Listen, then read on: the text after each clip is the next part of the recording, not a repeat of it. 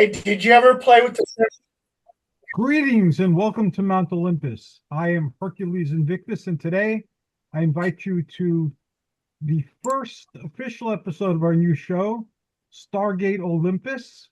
It's actually the second episode, but something mysterious happened to the first episode, which we recorded yesterday, so it's now a lost episode. So, yes, there are lost episodes that are stored somewhere in some cloud or in my computer, but it was not accessible for posting. So, this becomes our pilot episode.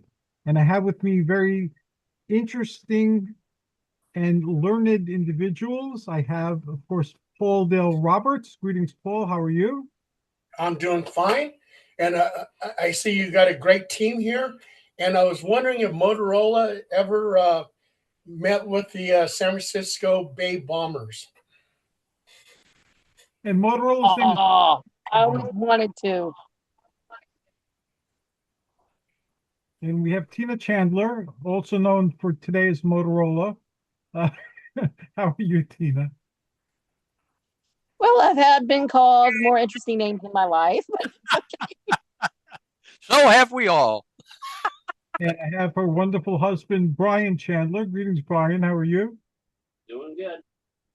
I'm glad to hear that. And last but certainly not least on any list, Allen Greenfield. Greetings, Allen. How are you doing? Oh, I'm fabulous. But didn't you leave someone out? I don't know this gentleman, but he looks exactly like Philip K. Dick. Are you back? Phil, Dick is talk to me. around. He's inspiring people now.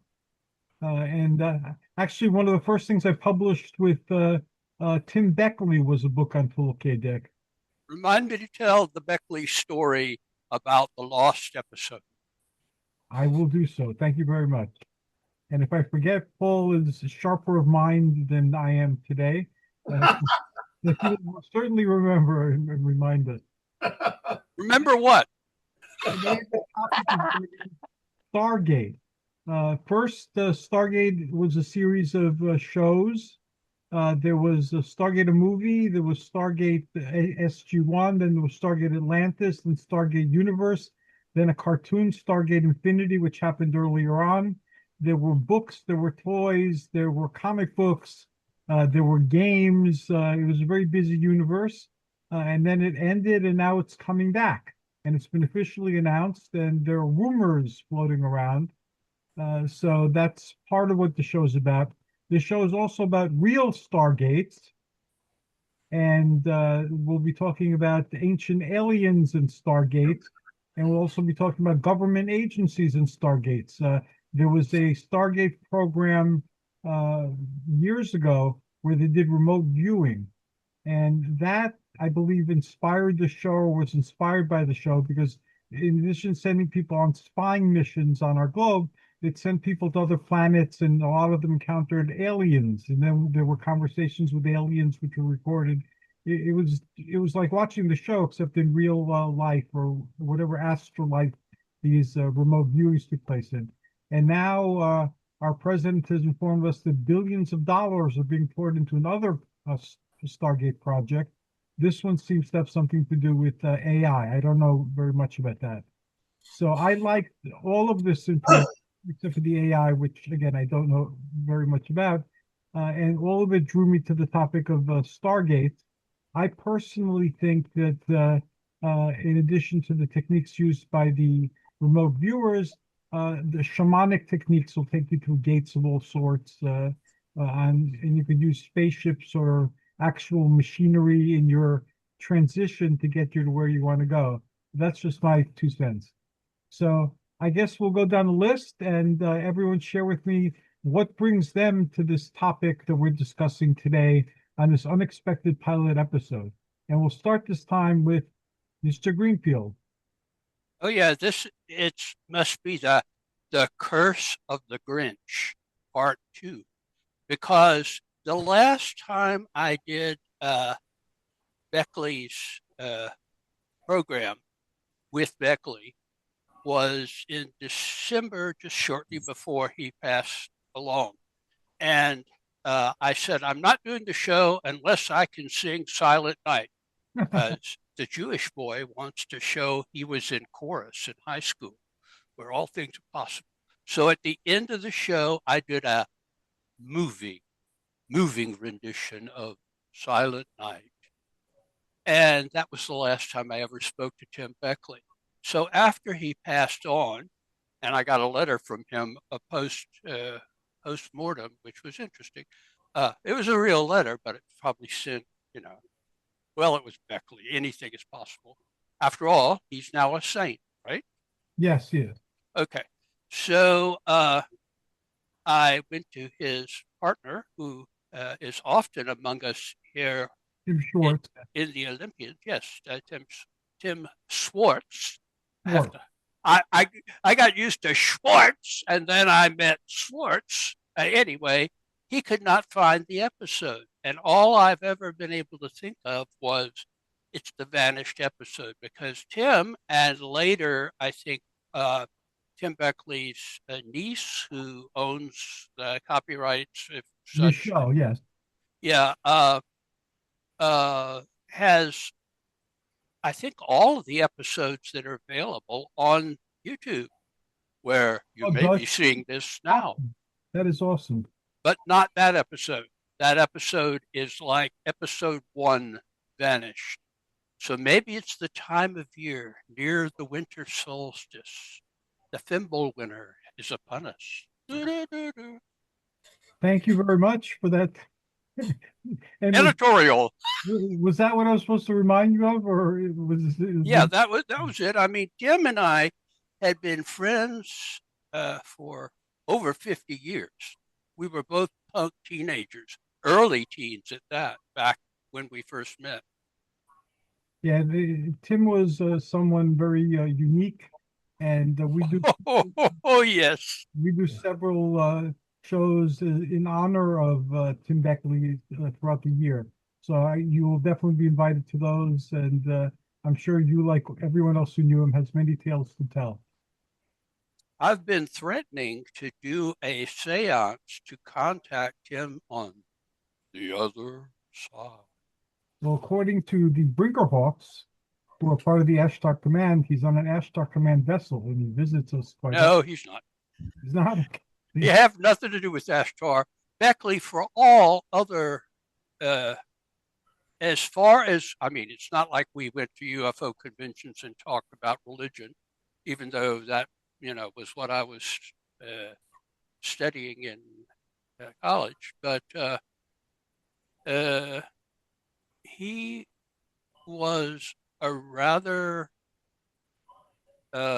conventional Christian all his life. And he just simply did not wear that on his sleeve, unlike, Jesus freaks or anything.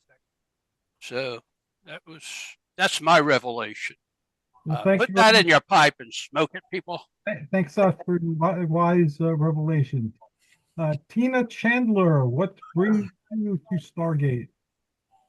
Well, we've done shows with Hercules before regarding Star Trek, Star Wars, and other associated titles and topics. This has just been a subject that's been really interesting to me since I was very small. My mom always believed in ancient astronaut theory and other specialized phenomena. And I remember this was a subject that we used to talk about all the time. There was a series that came out in the 70s, and I really wish I could remember the name of it. Was talked about the Anunnaki and about Stargates and where they're located all around the world and whatnot. And then when Stargate came along, I study archaeology and anthropology as well. And that's just my cup of tea right there. I'm like, okay, great. This is a show. It really, that could really have happened and everything. And Brian and I, by the time I had gotten together, and we watched Stargate, we watched the movies, we've read books, we've read comic books and things like that. And when Hercules said that they were going to be talking about this, I'm like, hey, we're there. Awesome. And I'm so glad you're here. And Tina and I and Brian have been in contact for decades. It started on book trading sites like Bookmooch, I believe, years and years and years ago. And we've been in contact ever since. And before, when I had an audio podcast, they're on the audio podcast. So I'm glad that our adventures in entertainment continue in this medium. Thank you, Tina. And no Brian, problem. how about you? Well, I've always been a fan of the show, and the way the show is structured, where it's more or less the aliens masquerading as gods, has always been fascinating to me. Just because if you go back and look into history and see some of the inconsistencies that are in the quote unquote official narrative for history, that you have like the astronaut and the Mayan pyramid carvings and that kind of thing. And it's just fascinating in as much as realizing that advanced science could be constituting magic to a less advanced civilization. It just amazes me sometimes how much things could be different if it was. And my train of thought just derailed. It just amazes me how much things could be different if that was actually the case. It just wasn't okay. We have these belief systems and whatnot. It's actually aliens or advanced peoples or whatever the case may be showing up, influencing these younger civilizations. Okay, thank you very much. That is a great answer, and we will be delving into that question repeatedly throughout this adventure. And I think this adventure will last for a very long time. Paul, what do you say? Well, when we were talking before the show was rolling, I was wondering today, I said, how come I wasn't watching Stargate? I mean, it looks like a great show and everything else. But during that time was like in the 80s, according to Hercules, I was a professional dancer. So I was out in the evening professionally dancing. So that's why I wasn't really watching that show. But I am into Stargates. Um, Einstein was saying that the wormhole is a hypothetical passage, a tunnel that can take, well, it distorts space and time, and it can take you from point A to point B. And that's simple as a piece of paper. So you got point A, point B, you fold it, and bam, you're right there. So I actually think this theory of wormholes is true. I mean, Einstein came up with the Einstein-Rosen bridge, Well, which Einstein, Rosen, Podolsky. Oh, okay, yes. Don't leave out poor Mr. Podolsky. and, and also too, let's say with black holes. Black holes, they were thinking about black holes as dark stars back in 1910, and it wasn't until 1972 that they were able to say black holes exist because of Cygnus X1, which did optical, and it did X-ray, which somehow proved that black holes existed. So it's just a matter of time that they'll say that wormholes exist. And scientists say now that wormholes on a microscopic level exist. And to get a wormhole, let's say a large size to fit somebody like me inside, you have to have some kind of exotic material to get it to extend to my level. And another thing scary about wormholes is like on Stargate, you can go into a wormhole, go into a different time period because they're probably like time machines. You can go to a different time period and then it come back out to where you started from. Well, in theory, wormholes, if you were able to go inside and the exotic material opens up this wormhole so you can go inside, well, it's going to close behind you. You're screwed. You got to keep on going forward because now you're in this wormhole that's not going to let you out.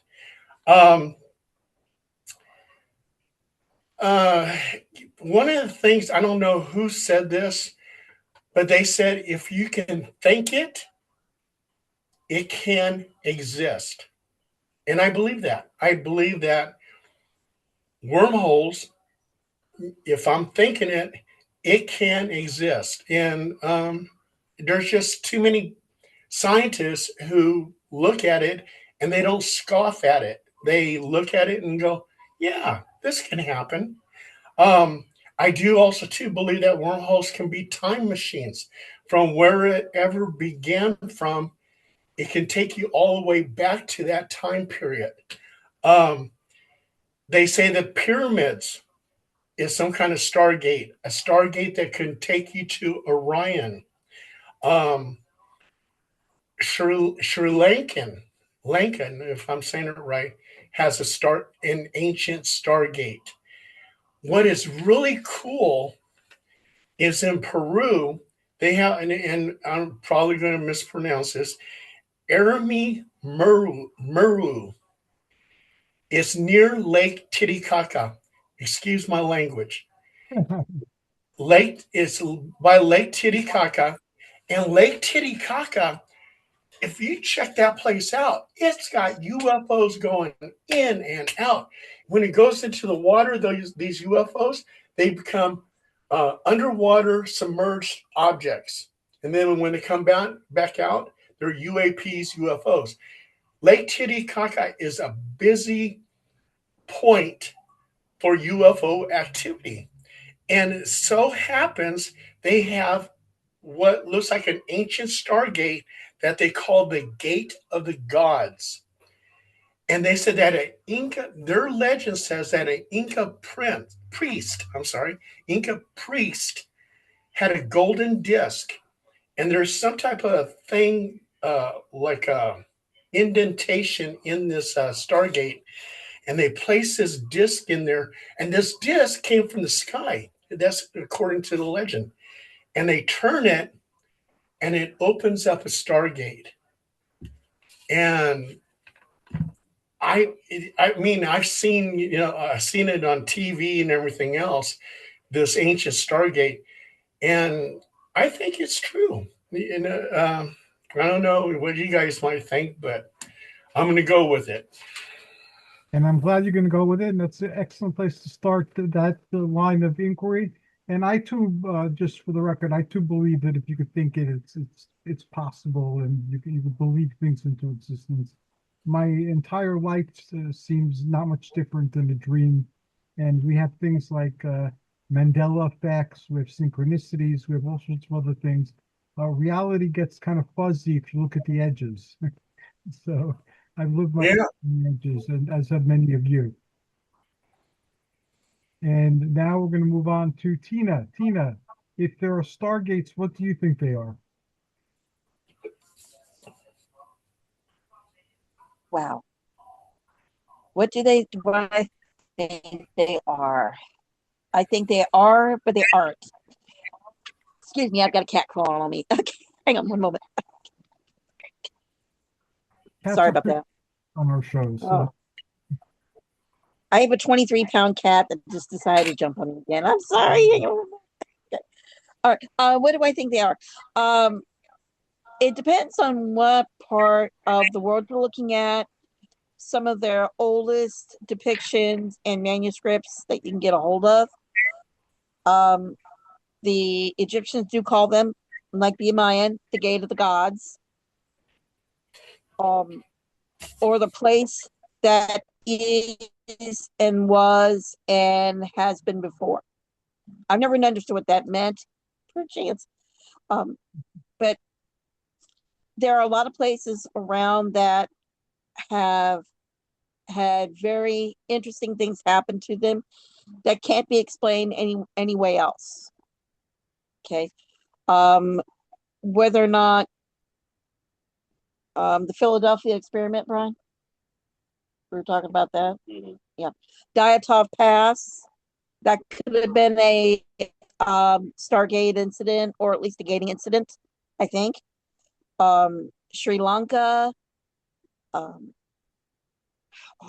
I cannot remember the other place out there. No, not that, sweetie. But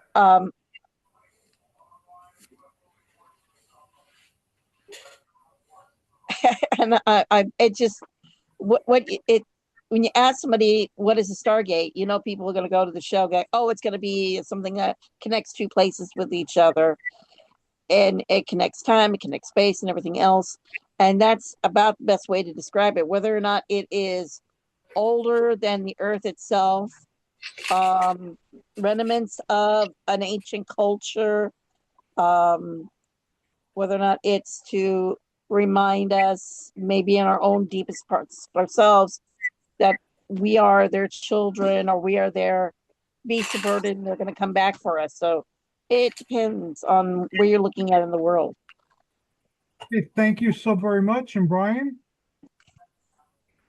Well, I'm going to default to the show for a second and just kind of use their definition of it as it's an ancient device that connects two places through a wormhole. It can be modified to go through time. It can go through vast distances of space. It can go through different dimensions. It can do all kinds of different things. Now, that said, that's a good fictional excuse, but I also think that stargates can be used for other things.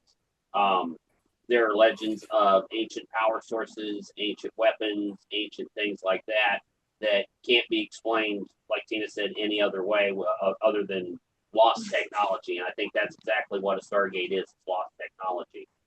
That it may have been invented by an advanced civilization, but it was eventually used by the ancient civilizations here for, whether it be for power sources like the theory that the pyramids are an ancient power source, or other things that connect to what could be termed then as the gods. You know, it can be a bunch of different things.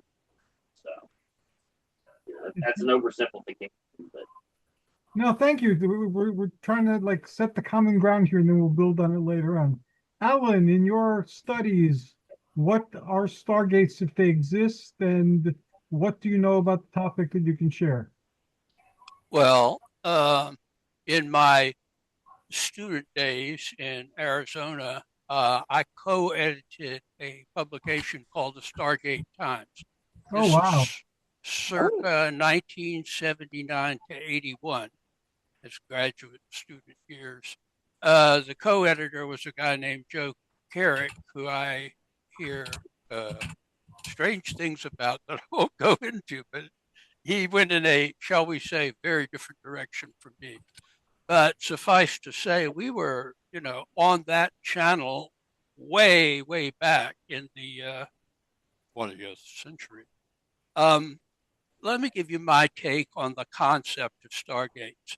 Yes, there are non-artificial stargates or portals, as I like to refer to them, because I don't think they necessarily go to a star. I think they go to otherwhere. And the natural ones are at locations that are usually associated with the convergence of ley lines, which also in turn are associated with ancient temples or uh, uh, creations like Göbekli Tepe. I don't speak Turkish, but I do take Turkish baths now and again. But that's neither here nor there. That's on the It's a sweaty business, but it just might work.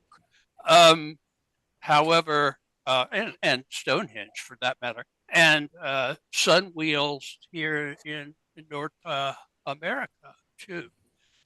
There's a second category, which are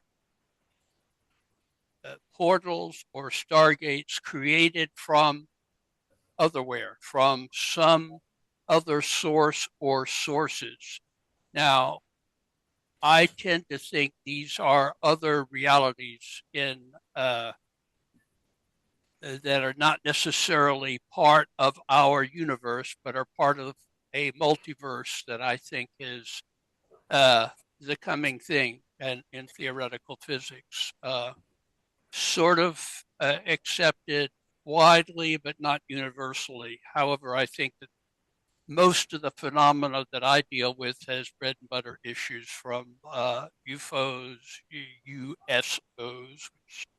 I don't like using that term because it sounds like we're dissing the United Service Organization, which keeps our troops healthy and happy, and I'm all for it.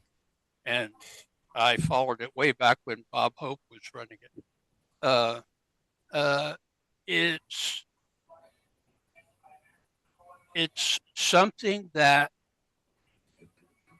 goes elsewhere and would seem otherworldly, but I think there's this. Don't form a mob and get me, but there's a good statistical probability that within our universe, we are the only planet that has developed intelligent life, which is an awesome responsibility. However, we're being visited by UFOs, by abominable snow people who are not necessarily abominable. Some of them are pretty friendly.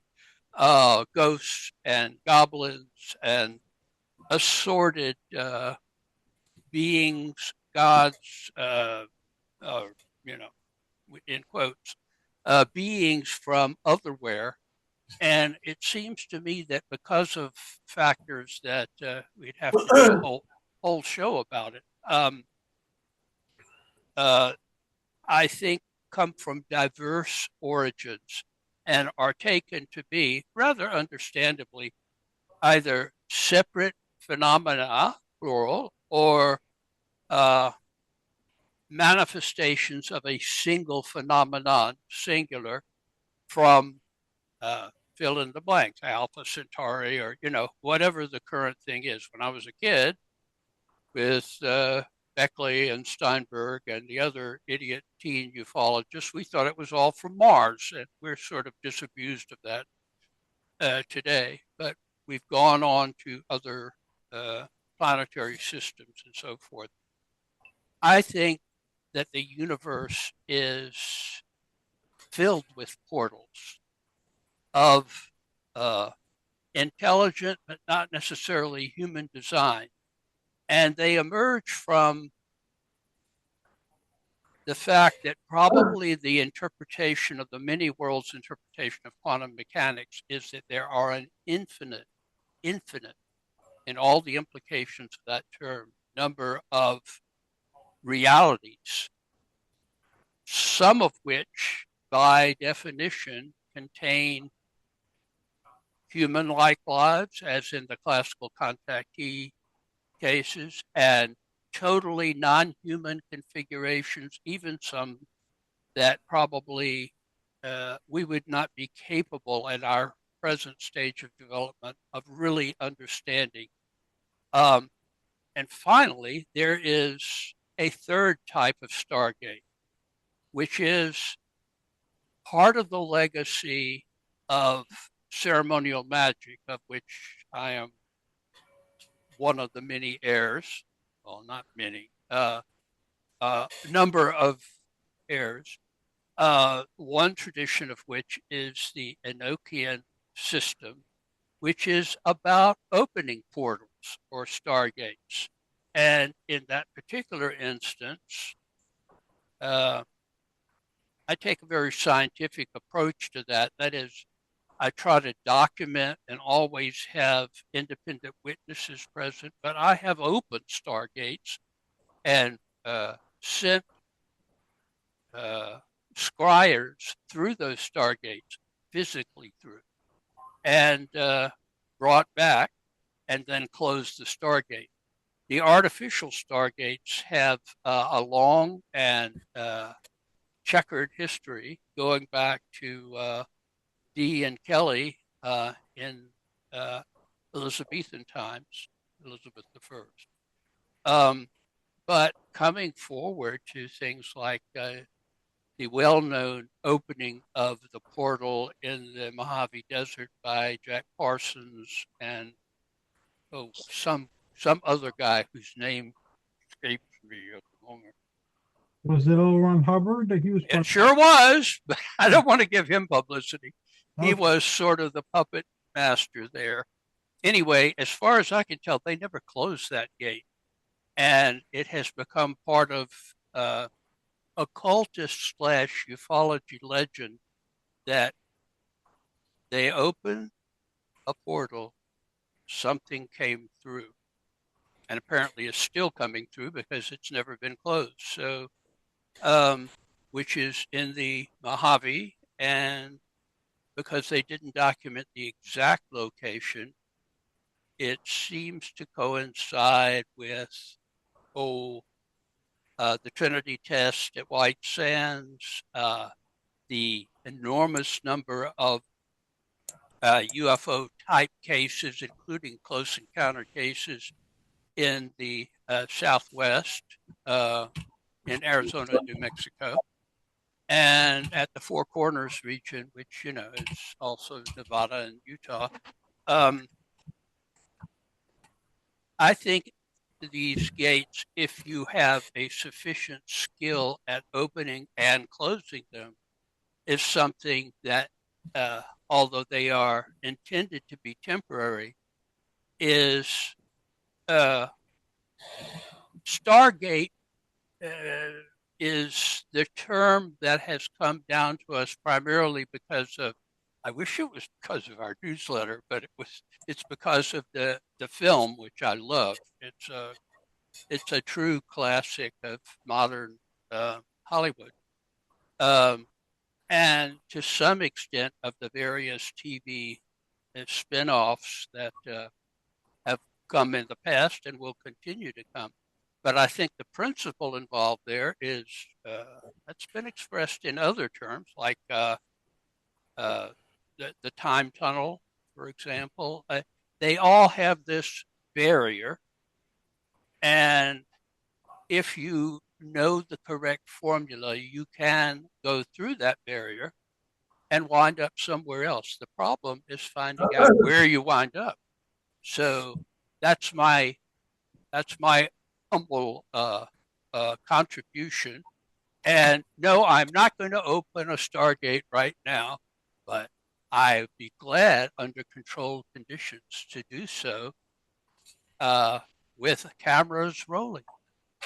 Awesome. So let's see if we can aspire toward that.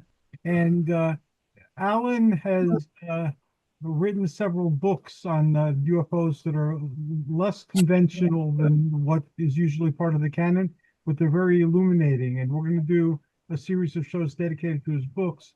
The first one we're going to do is Saucers and Sorcerers. I don't know if I pronounced it right. And that's going to be the first book that we'll be exploring. My personal beliefs, I'm not a ceremonial magician, although I know many. I'm more shamanic in how I do things. And I know that it's possible to open up doors to other places. And you can do this with a bunch of people and use a vessel like a sailing ship or a spaceship or a UFO type of construct so that everyone's in the same place consciousness-wise. And they start experiencing things on the journey that later relate to each other. Mostly when you're recounting what happened to you, there's like threads that appear in everyone's narration. And you can do it without a Stargate. You can do it without visualizing a silver thread attaching you to your body and then floating toward where you want to go. You can do those things if you want to, but the doors to an infinite universe are always open to us. And it's just a matter of knowing how to get there. And that comes from experimentation and study. And how to get back as well. And how to get back. And that's my 2 cents for now, but we'll be exploring the shamanic viewpoint more in future episodes. Now, since this show is partially about the entertainment franchise, and several of you commented on the entertainment franchise, and the only person here who wasn't aware of the other shows and wasn't a fan is Paul. So for everybody else, how much of a fan were you? And we'll start with Allen this time. Huge fan of the film.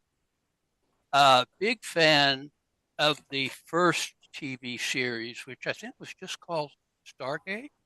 Stargate SG-1. Yeah, okay. Yeah, right, SG-1. So it was distinguished from the film, different cast.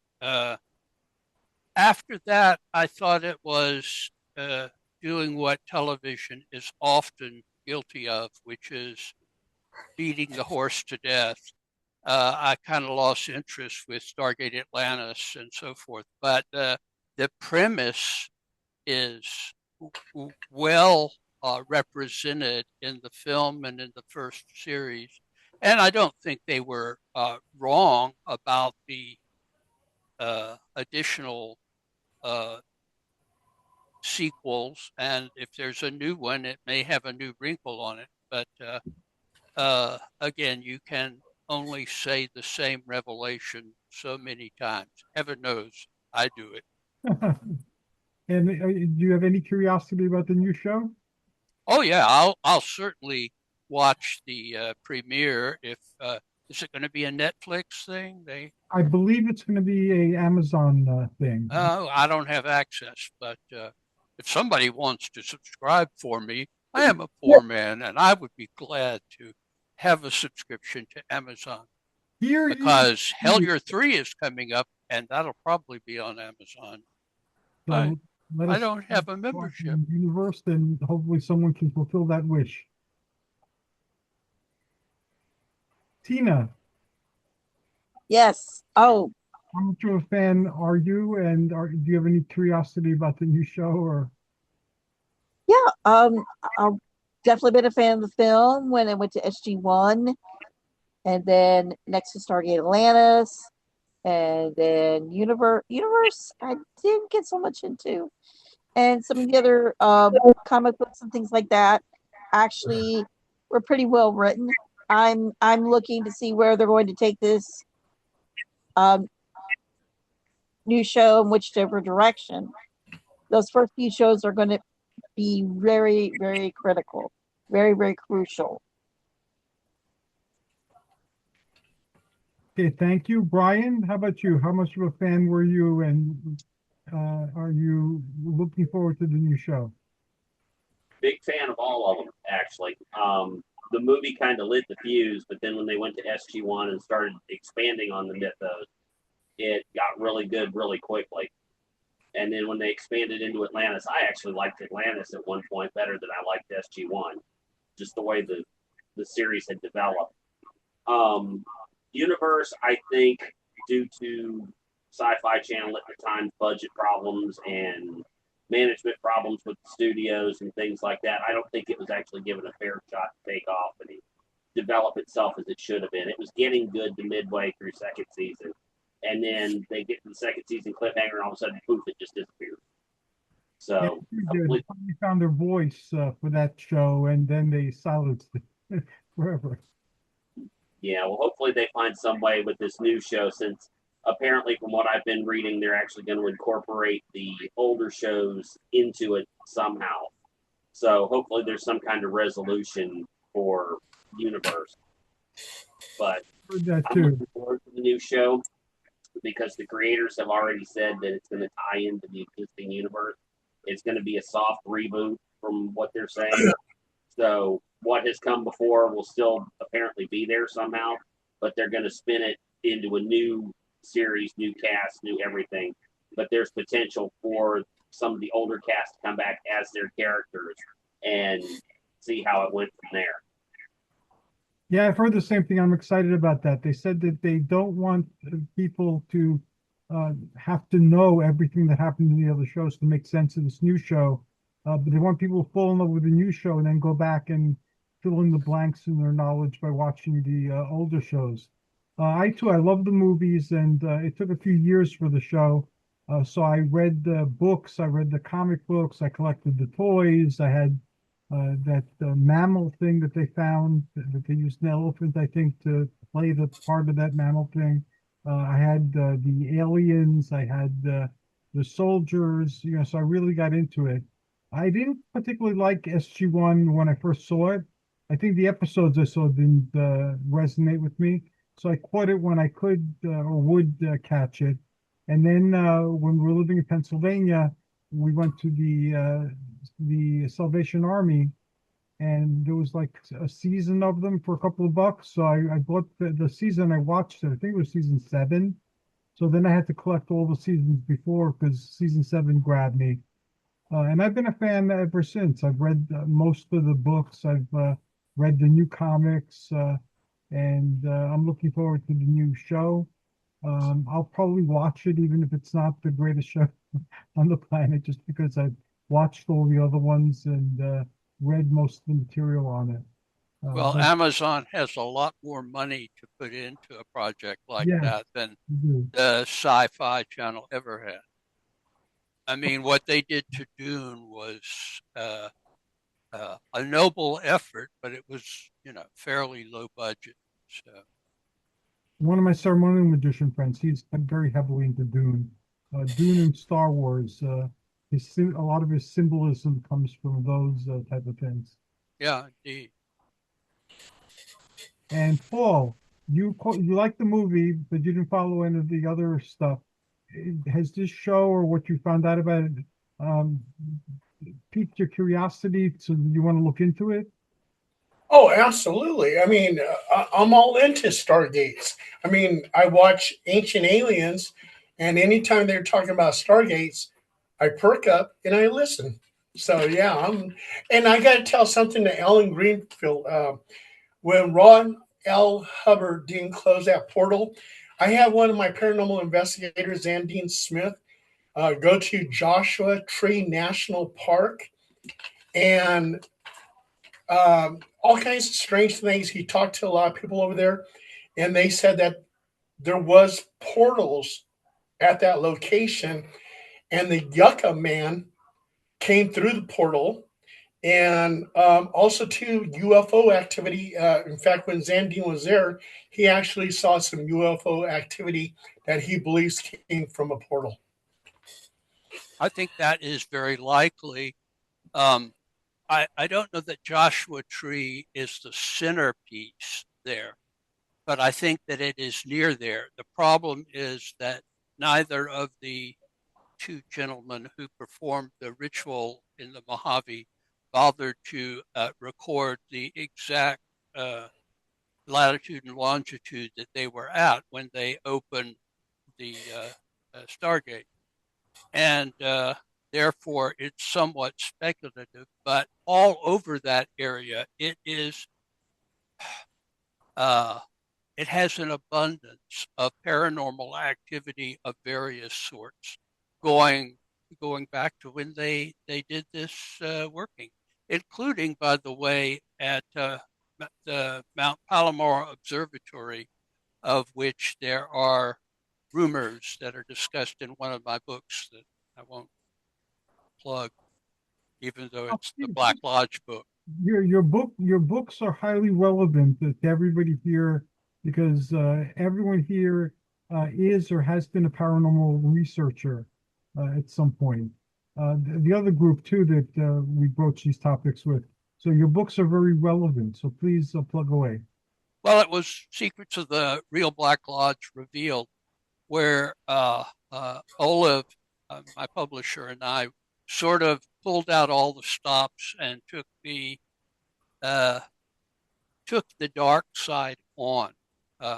We didn't go to it, but we documented it. And some of the things that we found out about Mount Palomar, even involving people as diverse as George Adamski, who lived right down the mountain from the observatory, right up until the principal astronomer at Palomar, who uh,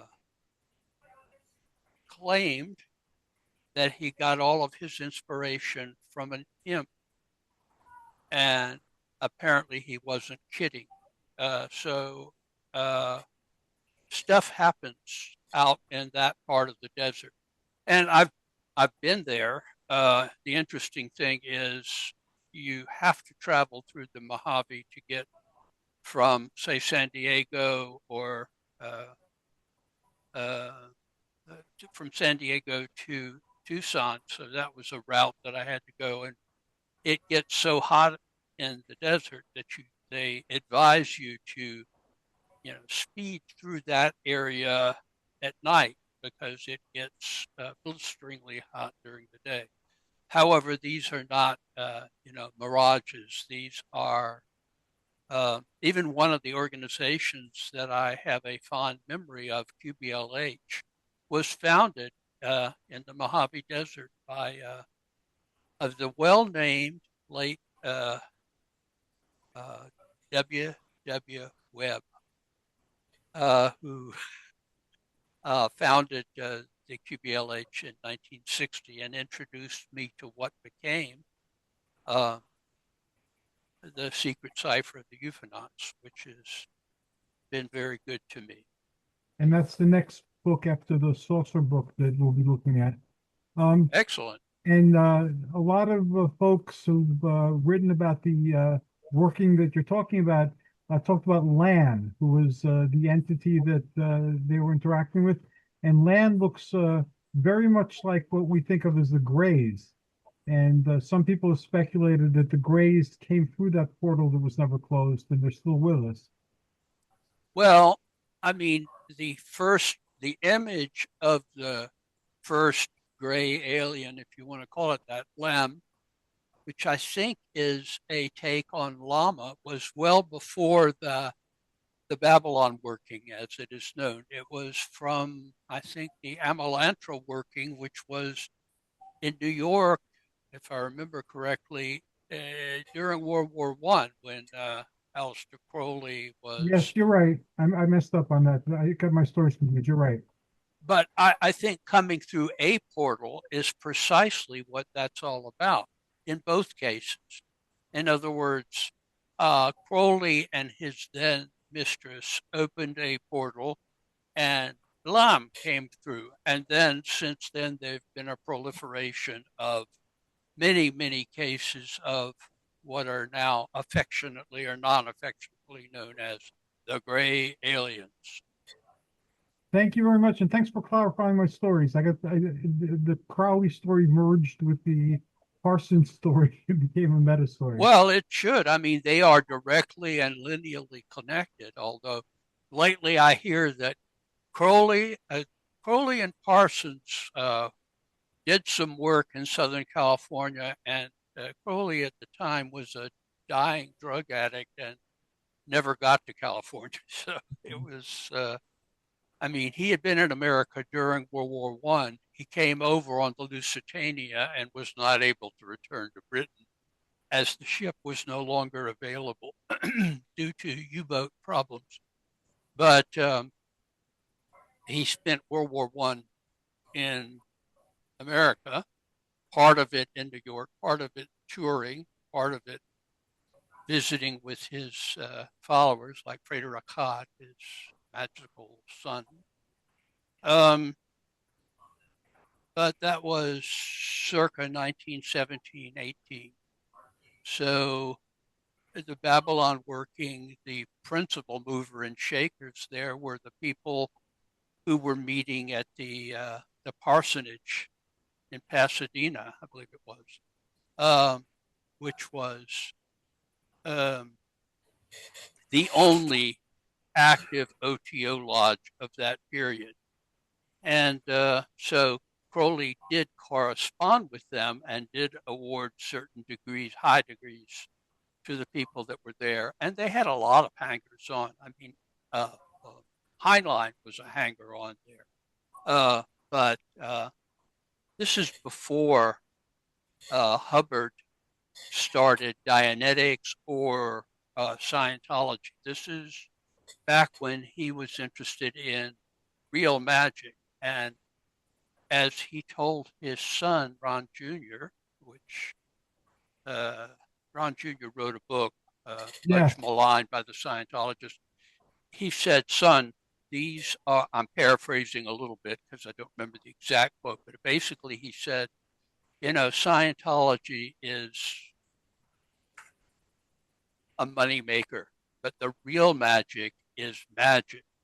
And he was referring to what he had learned hanging around the parsonage when he was just a pulp magazine writer, looking for a money-making proposition. Well, we found it on many different levels, and unfortunately, our conversation needs to start winding down. But I would like each of you to share where you'd like to go on this journey, so that since we're all taking the journey together, and also how people can contact you or enter the world that you've explored, that you've shared, that you've created. So we'll start with Brian this time. Best way to find me is on Facebook. I'm often on there constantly. So just search under my name and you'll find me. Thank you very much. Tina? Well, regarding goals, I would like to see the subject well discussed and more new theories and more new evidence brought up. And you can find me on Facebook also under my name or under Swakat. That's my derby name. So Thank you so very much. And Paul? Yeah, you can find me. I write a lot of articles. So you'll find my stories in Costa Rica Times, Phenomena Magazine, Outer Limits Magazine, UnX Magazine, Ghost Bus Magazine, and Paranormal Underground Magazine. Plus, you can find some of my printed books at Barnes & Nobles and Amazon. And I have a bunch of ebooks that have been coming out. I think I have like 15 now at Google Books, Google Play, and Internet Archive. And those ebooks are free. Thank you. Plus, you have a bunch of podcasts, so a couple of them on my channel. Right? Yes, absolutely. Yes. I got the podcast, All Things Paranormal. There's another podcast called All Things Paranormal. There's another podcast called Everything Paranormal. So we need to come up with another phrase for paranormal. Yeah. So yeah, I got the podcast going on too. You have the People's Comic Book Podcast. Oh yeah. Yep. Thank you very much. And Alan, how can people enter your magical universe? Well, after years of nagging, my publisher has put out a list with links of all of my books that are in print. So I have posted that, and I also post daily on Facebook, on X. It's mostly mirrored. It's not like I have the time to post separately on 5 different social media, not including the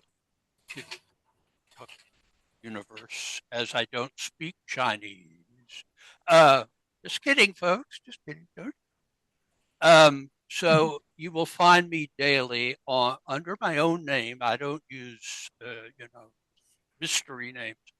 On X, on Facebook, on Tumblr, on Threads, which I've just started using, and WhatsApp, where I add music to my posts because they sort of allow for that. Also, you will find revelations from me, and also I very recently posted that list that my publisher came up with, which includes links to all my books. If you're in doubt, I'm Allen Greenfield. You can just Google me, or my books are available. None of them are free, but I don't control that. Although there are Kindle editions, which are not so pricey as any of the others, on Amazon, Barnes & Noble, and, as I like to put it, wherever fine books are sold throughout the world. Awesome. Thanks to all of you for being here. I am Hercules Invictus again, and I can be found on Facebook when Facebook allows me to be on there, because I have a long and rocky history with Facebook presence. And also the most reliable place to find me is on YouTube, where we post our episodes. I'm looking into other venues at this particular time, so we might be more widely viewable in the very near future. So again, thanks to all of you for being here. We'll aim for doing this monthly, and we have all these shows and seasons and books and theories and techniques and things to explore. So I'm glad that you're all on the journey with us. I have another group of people too, so I'll be mixing up the groups so everybody gets to know everybody else. And then I'll be sending everyone the topic for the following month. And if you're interested in that topic, you're more than welcome to be on the panel. If you're not, you can skip it. This one's going to be a lot looser than some of the other shows that we've been doing. So thank you all very much. Thank you. Thank you. Season's greetings, everyone. To you as well, and to those at home, season's greetings, joyous journeys, and amazing adventures. Take care, everybody.